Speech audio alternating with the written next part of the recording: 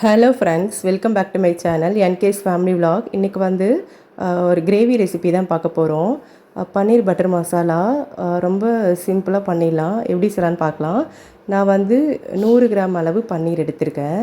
அதுக்கு தேவையான அளவு தான் எடுத்திருக்கேன். நீங்கள் எவ்வளோ எடுக்கிறீங்களோ அதுக்கேற்ற மாதிரி எல்லாமே குவான்டிட்டியெல்லாம் நீங்கள் அட்ஜஸ்ட் பண்ணிக்கலாம்.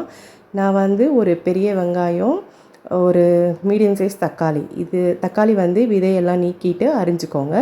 ரெண்டையும் அரிஞ்சிட்டு ஒரு கடாய் வச்சுட்டு எண்ணெய் ஊற்றிட்டு வெங்காயம் தக்காளி கொட்டி நல்லா வதக்கிட்டு கூடவே ஒரு காஞ்ச மிளகா போட்டு நல்லா வதக்கிக்கோங்க.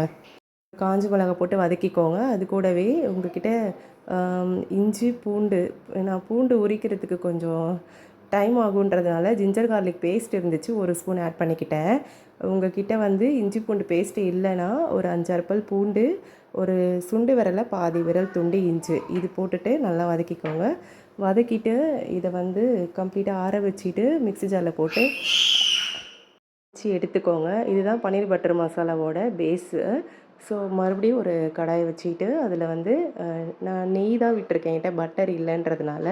உங்கள்கிட்ட பட்டர் கிடச்சிச்சின்னா நீங்கள் யூஸ் பண்ணிக்கலாம். நம்மக்கிட்ட என்ன இருக்கோ அதை வச்சு நம்ம இதை ட்ரை பண்ணிக்கலாம்.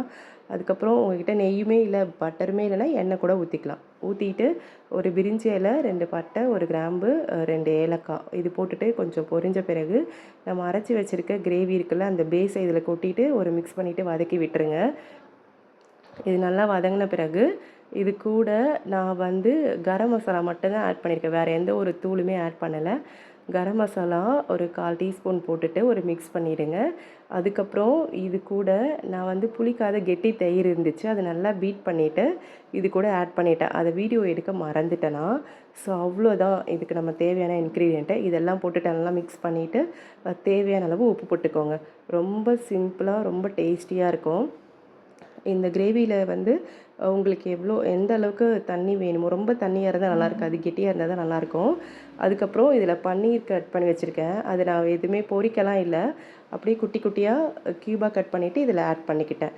ஸோ அவ்வளோதான், ரொம்ப டேஸ்டியாக இருக்கும் இந்த கிரேவி. நீங்களுமே ட்ரை பண்ணி பாருங்கள். தக்காளி அதிகமாக போட்டால் புளிக்கும், அதனால் தக்காளி நீங்கள் அதிகமாக போடாதீங்க. இன்கேஸ் உங்களுக்கு தக்காளி வந்து புளிப்பாக இருந்துச்சுன்னா லாஸ்ட்டாக நீங்கள் குட்டியாக கொஞ்சமாக ஒரு 1/4 டீஸ்பூன் அளவு ஒயிட் சுகர் ஆட் பண்ணிக்கலாம். அது தக்காளியோட அந்த புளிப்பு சுவையை அது கட் பண்ணுறதுக்காக தான், மற்றபடி வேறு எதுவுமே இல்லை. சில பேர் உங்களுக்கு ஹோட்டல் டேஸ்ட் வேணும் அப்படின்னா இதில் வந்து அந்த வெந்தயக்கீரை காஞ்சது இருக்குல்ல, அது வந்து லைட்டாக கையால் நசுக்கின மாதிரி மேலே தூவிக்கலாம்.